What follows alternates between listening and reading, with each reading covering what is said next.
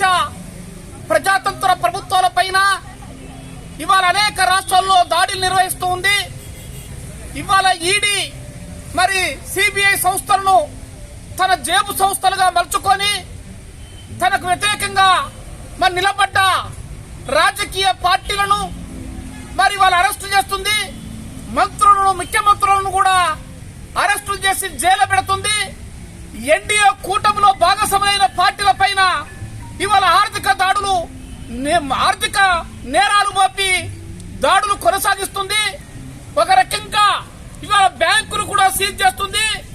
ఎందుకంటే ఈ వచ్చే పార్లమెంట్ ఎన్నికల్లో 400 సీట్లు గెలవాలని రాముని పేరుతోటి ఇవాళ ఈ దేశంలో మరొకసారి అధికారులకు రావాలని ప్రయత్నం చేస్తుంది. మరొక వైపు ఈ దేశంలో ప్రతిపక్షం ఉండకుండా ఈ దేశంలో జమిలీ ఎన్నికలు తీసుకురావడం కోసం కూడా ప్రయత్నం చేస్తుంది. దానికి అనుగుణంగా ఇవాళ ఈడీ సంస్థతోటి సిబిఐ దాడులతోటి ఇవాళ రాజకీయ పార్టీలను పార్లమెంట్ లో స్వేచ్ఛగా పోటీ చేయకుండా తన ఆధిపత్యాన్ని కొనసాగించడం కోసం, తన ప్రభుత్వానికి రావడం కోసం ఒక తీవ్రమైన ప్రయత్నం చేస్తుంది.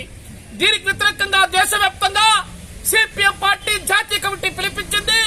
మోడీ ప్రభుత్వం వ్యతిరేకంగా ఇవాళ నిరసన కార్యక్రమం చేయాలని, ఇవాళ ఈడీ సిబిఐ సంస్థలు స్వతంత్రంగా పనిచేసే విధంగా ఇవాళ ఉండాలని సిపిఎం పార్టీ పెద్దపల్లి జిల్లా కమిటీ కూడా ఈ సందర్భంగా తెలియజేస్తూ ఉంది.